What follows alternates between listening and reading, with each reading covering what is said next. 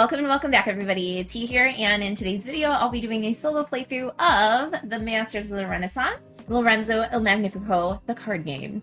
During the playthrough, I'll give a tutorial about how the game is played, and be sure you stick around for the end of the video where I share my thoughts in general. Without further ado, let's get started. Here's a game of Masters of the Renaissance, the Lorenzo Il Magnifico card game, set up and ready to play. Over the course of the game, you are going to be using the market tray in order to produce resources, which will allow you to buy development cards and move along your faith track in order to score points. So for setup, I've started by putting out the market tray, randomly assigning the 13 marbles into slots. For your personal board, you're going to go ahead and take the 3 Pope's favorite tiles and place them with the X side facing up in their corresponding locations on the board. You're also going to take a faith marker and put it on the 0 space of the faith track. Then you're going to put out the 4 different types of resources, as well as lay out your grid of development cards, going from lowest to highest in each of the 4 colors. The last thing we'll do if you're playing with the leaders variant is you're going to take 4 leaders and choose 2 of them to play with for this particular game. Each leader will have a prerequisite that you have to fulfill in order to score points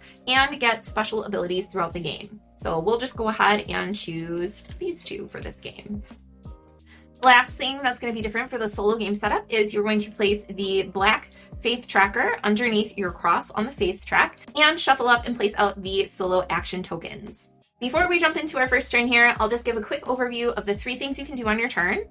Number 1, you can take a marble and slot it in. You're going to choose either a row or column, taking all of the resources of that particular kind and placing them into your depot. Then you'll push the marble through that column and reset the market tray. One thing to note is that when you take resources, they're going to go into the top part of your storage depot, and you have to have exactly 3 different types of resources of either 1, 2, or 3 of the same resource. These can move around between those slots, but you can never have 2 of the same resource on the same shelf in your depot. The next thing you can do on your turn is purchase one of the development cards. Each card will show a cost up at the top and show you an ability as well as potential points that you can get for the end of the game. For starting out, the blank spots on your board will have to be filled with level 1. Once they're level 1, you can place level 2 on top and then a level 3. The color of the cards does not matter, but the level is super important. The last thing that you can do on your turn is activate production. Everybody starts with a basic 2-to-1 resource conversion, and then if you have the resources in your warehouse or your strongbox, you can utilize those to trigger any of the tops of the 3 development cards that you have showing, as well as any leader cards that are in play. Each of those can trigger once, and they have to use resources from your warehouse depot and your strongbox. They can't use resources that were created during production that turn. The only changes for a solo game is that at the end of your turn, you're going to flip one of the solo activation tokens and remove cards or move the black cross marker up depending on what symbols you get. The game end can trigger in one of 3 ways for a solo game. Number 1, if an entire column of cards is ever depleted, you've lost the game. Number 2, if the black cross reaches the 20 spot on the faith track before you do, you lose. If you reach the 20 spot or develop 7 cards before either of those things happens, you win, and then you can calculate up your points to see how well you did. And that's all we need to know to get started. So we're just going to jump right into our first turn here. Okay, so based on our leaders, we want to get a variety of different cards to get us points. We also want to focus on getting into purple as soon as we can, which will give us a better conversion for stone. So looking in that direction, I'm seeing 2 purples and a stone here, which would get us this card, which would let us start producing stone, but I think we want to be able to produce resources instead. Perhaps instead we can, actually that'll set us up pretty nicely. So I'm going to go ahead and place the marble in this row, taking a stone and 2 servants. These will go into my warehouse depot. I'm going to put the stone up here for now, and the 2 servants can slot in here. Okay, then we're going to flip over one of the solo activation tokens. And we're going to get rid of the bottom 2 purple cards. Okay, so that might mess up our plans a little bit. These are going to be set off to the side and discarded. All right, so that definitely messed with our plans, but not all hope is lost. We do have some resources. I could also go here and get 2 coins and another servant. So we'll go ahead and do this column. And I'm going to slot my servants down in the 3 of a kind slot to make room for my coins. Now, hopefully this won't be a yellow. Okay, so the cross is going to move up 2. Excellent. Going on to our next turn, I think we definitely need to buy cards because our warehouse is full. So I'm going to trade in these 2 coins for this level 1 blue card and slot it here. And moving on, we're gonna get rid of the bottom 2 green cards. Okay. The nice thing about this solo mode is that it moves super fast. Which also means there's less time for me to think about what I want to do on my turns. So we have 3 of these. If we get 2 more coins, we could purchase this other blue card. If we get another stone, we could purchase this card. So let's see what we have going on here. Now, one thing I forgot to mention is, like here, for example, we could get 2 gold.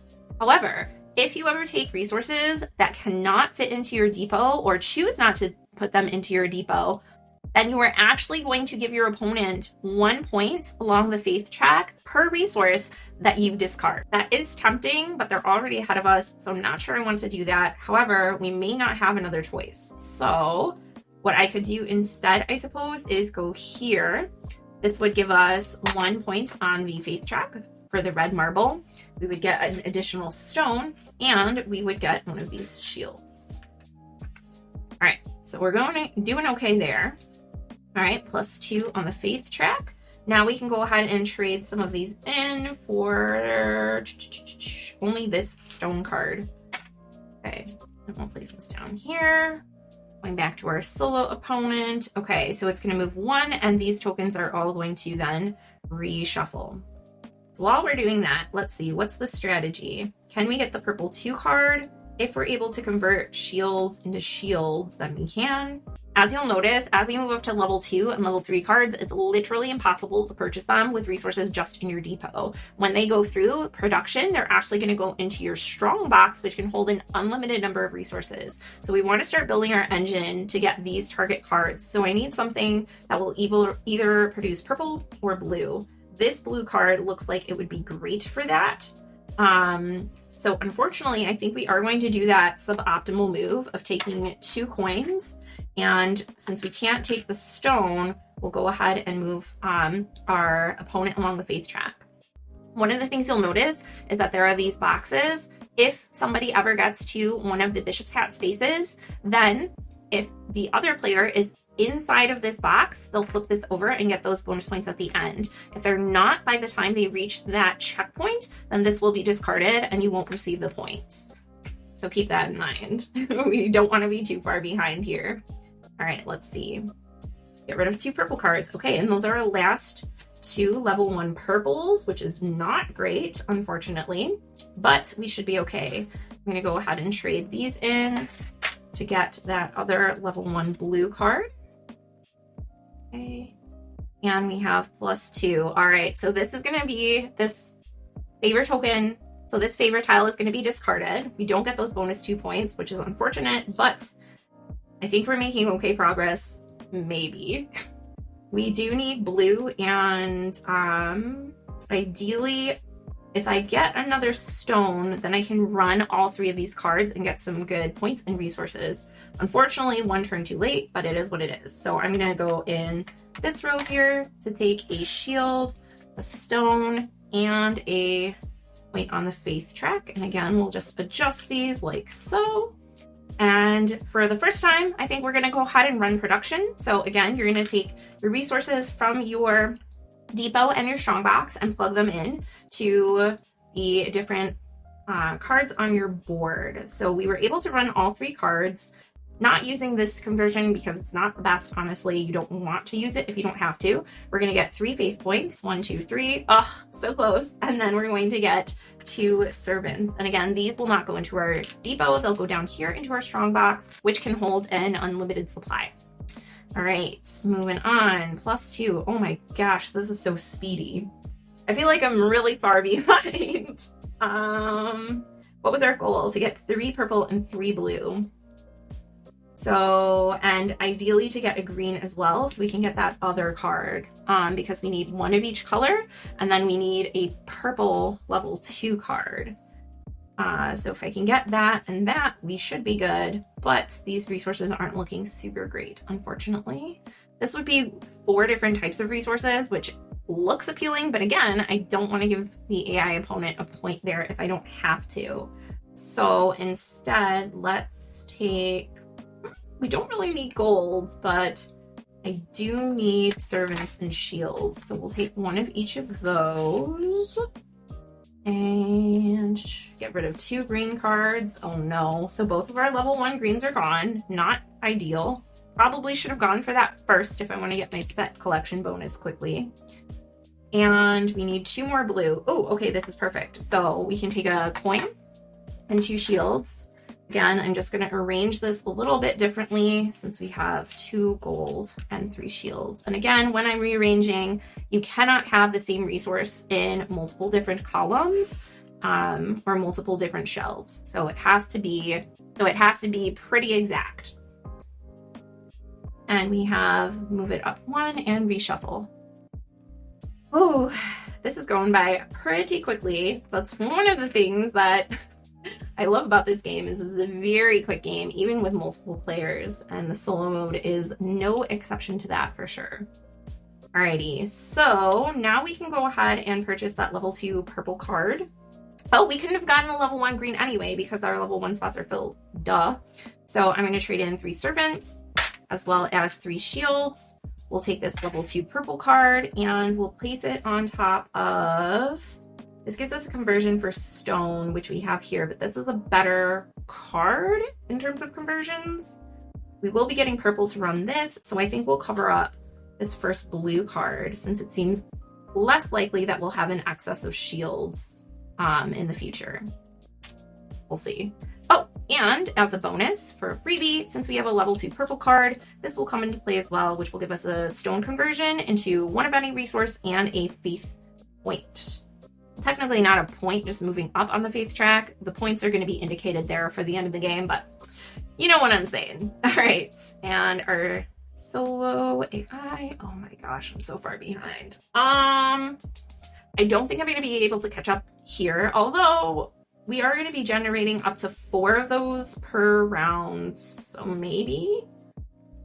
I have these 2 golds, which I should have converted into 1 other resource, honestly, but it's a little too late now. The temptation to XCOM is real strong right now. Because I can't use gold for anything here, so maybe I can just focus on getting 3 shields and 3 gold. Maybe. Let's go ahead and take 2 shields and a servant, I think. Servant, and we'll put the shields here, I suppose. And flipping over for our solo, they're going to get rid of the bottom 2 yellow. That's fine, since we have plenty of yellow left. What is the plan? Running our engine and doing things. I think we might have... Oh, I don't have any stone, though. That's really terrible. I think I have to run my engine, though, because my depot is pretty much full. So we'll just go ahead and put this here, and we can do each conversion only 1 time. So I'm going to get rid of these 2 gold in order to get a stone, question mark? No, because I need 3 gold and 3 of these for here. So I'm going to turn them into 1 gold, which is not ideal, but it will help me break the threshold of having our 3 shields and our 3 gold for purchasing this card. Probably going to regret that later, and I get a faith point here. All right. That was a real bad move. And these 2 are going to be gone now, so... Oh, look! I don't even need that gold anymore. That's great. Awesome. So happy. Glad we did that, guys. Should have taken a stone so I could run my engine. Let's see. Speaking of stone, what can we get? I could get 2 gold, a servant, and a stone. That seems pretty good. So we'll just go with that. 2 gold. Oh, no! I forgot I have shields. About that. Do I want to take a servant or a... I guess we'll take the servant. I have a lot of shields. Y'all, this is not... this is not going as intended. Okay, moving on. We have get rid of the bottom 2 blue cards. Okay. And can we run our engine and do anything interesting? Honestly, not really, but I think we have to clear out the depot. So we'll get a faith point there. And I literally can't do anything else. We're going to trade in these 2 for a stone and not make the same mistake that we made last time. So this will go away. We're going to flip our next token. 1 and reshuffle, and they're almost at the next marker already. They're at spot 14 out of 24, so we're probably over halfway towards the end of the game, unfortunately. Let's see. What do we want to do? We need a green card. So I need servants, I need stone to run my engine, stone, servant, and a shield. Let's do that. All right.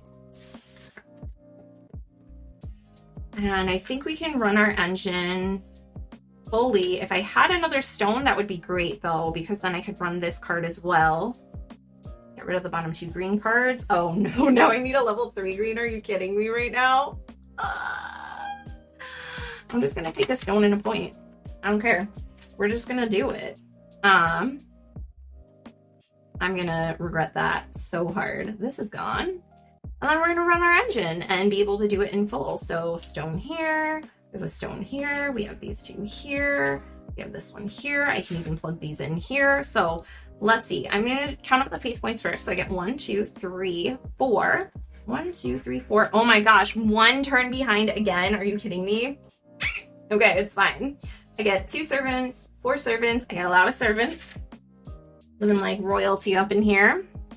I go into the strong box. That sounds kind of morbid. You're putting servants in a strong box. That never occurred to me. I'm sorry. And then I get 1 resource of my choice. And it seems like we really need stone, so I'm just going to take a stone. Oh, with my 4 purple, I can buy this card. That would be kind of nice. Oh, and here I can take 1 of any type. It looks like we're going to need a lot of shields, so I think I'll convert these 2 into 1 shield. We'll see if we can get there. It's not looking good though, guys. I'm not gonna lie. All right. Opponent. Bottom 2 blue cards. If we run out of those green cards, it's just done. So we're getting really down to the wire here. I'm gonna spend these 4 servants to purchase this level 2 purple card.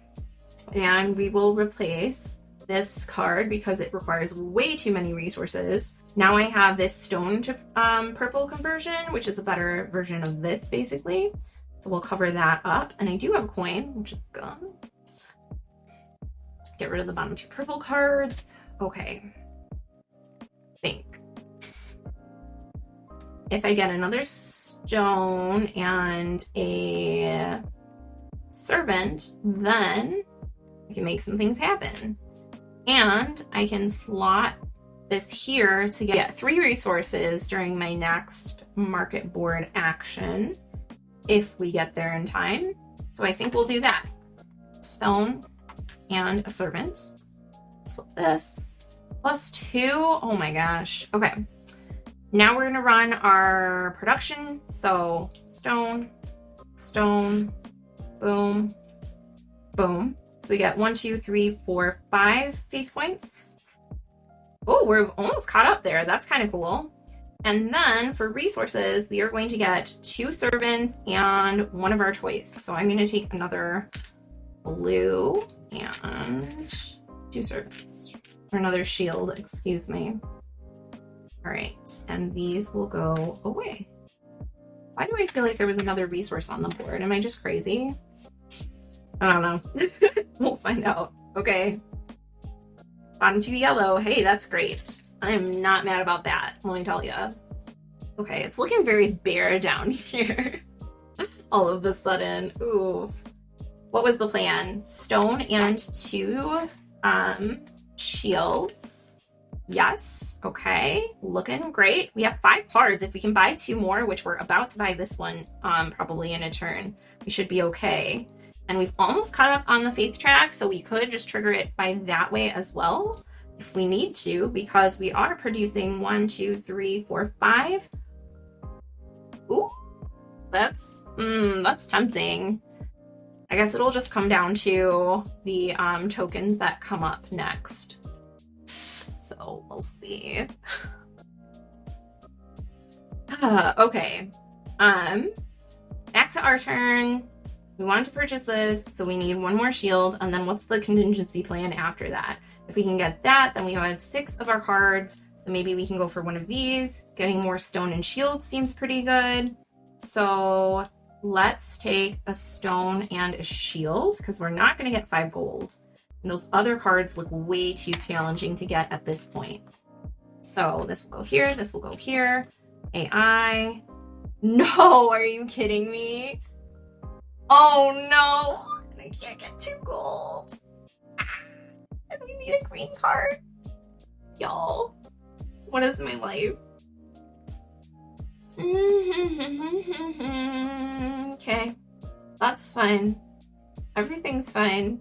And I need 3 stone here. That's cool. Can we run our engine? I don't even need shields for my engine anymore. What the actual F? Maybe we'll run our engine. So here, boom, boom, or our production rather, which will give us 1, 2, 3, 2, 3 faith, and 2 servants, and 1 of our choice. Does that get us any closer to purchasing any of these? No. Maybe I should just run my engine again, because if I take a gold, then I can get to the faith track, and at least I won't have lost outright. So let's also turn 2 of these in for a stone. And do I have enough to... Oh, and I get... Yes, that was the gold with the 1 of my choice. So, if I run it again, I would get 1, 2, 3... Wait, I don't have 2 stone. 1, 2, 3, 4. 1, 2, 3, 4. That should be fine. So as long as nothing crazy happens, we will end the game, but we may not get the best score. So we're going to run our engine again. We'll go here. Here, actually, this one's a better conversion. And then we'll go here. All right, so we get 1, 2, 3, 4 points. 1, 2, 3, 4, which means we get this as well since we triggered it. We also get 2 of these, which is important because any of your leftover resources, each 5 will be worth a point at the end of the game. So might as well take them. Okay, and that is the final round. Since we triggered it, the solo opponent does not go again. There's no comparing scores. It's just that we have won, and now we get to total up our points to see how many points we received. So we have 24 for our combined score on our faith track. Plus, here's another 10, so 34, another 9, 10, so 44, plus our 4 points here, for a total of 48 points. So there you have it. That is a solo playthrough of Masters of the Renaissance, the Lorenzo Il Magnifico card game. I personally have not played the original Lorenzo Il Magnifico, so please bear that in mind for this review. This is a game that overall looked pretty appealing. I do love engine building, I do love resource management, but I didn't know the extent to which I would absolutely love this game until I played it the first time.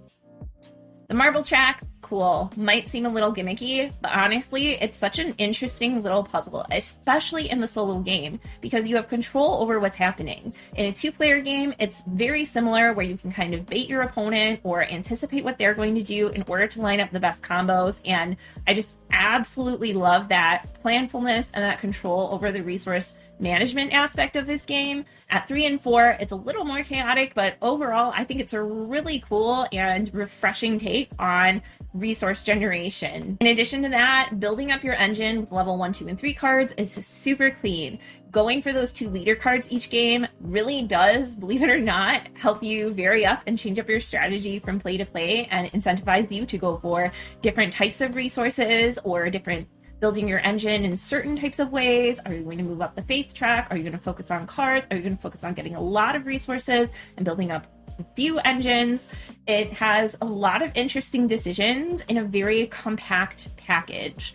And in terms of learning the game, because there are really only those 3 things you can do on your turn, which are pushing the marble to get resources, running your engine or purchasing a card, it's very, very easy to get into. The iconography is super intuitive. It's just a very clean engine builder. And speaking of clean, the thing that I love the most about this game, I always joke that I have efficiency brain and that my brain just automatically gravitates towards everything needs to be done the most precise way with no excess in the quickest time possible. And oh my gosh, I feel like this game is my brain soulmate. Because if you take resources that you cannot hold in your warehouse depot, other players get a point. You literally get penalized for not being the most efficient as possible.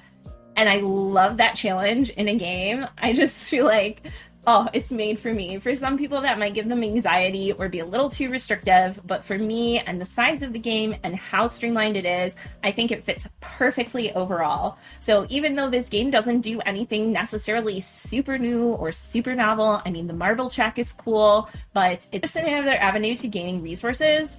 Even though it's just a pure engine builder, I think this is one of the cleanest examples of engine building that is the easiest to pick up, the easiest to get into, that has a really excellent solo mode that emulates the base game perfectly without too many extra details or considerations. And overall, I just can't recommend this game enough. If you're into Euro-y goodness, if you're into engine building, if you're into resource management and efficiency, this is definitely a game that you're going to want to check out. That's all the time we have for today. If you enjoyed the video, please do consider giving it a like. You can also subscribe down below for more board game content. And if you want to be notified as soon as I upload a video, make sure you hit that bell button down below so you don't miss any fun, juicy board game content. Thank you again so much for joining me, and I will see you next time. Bye.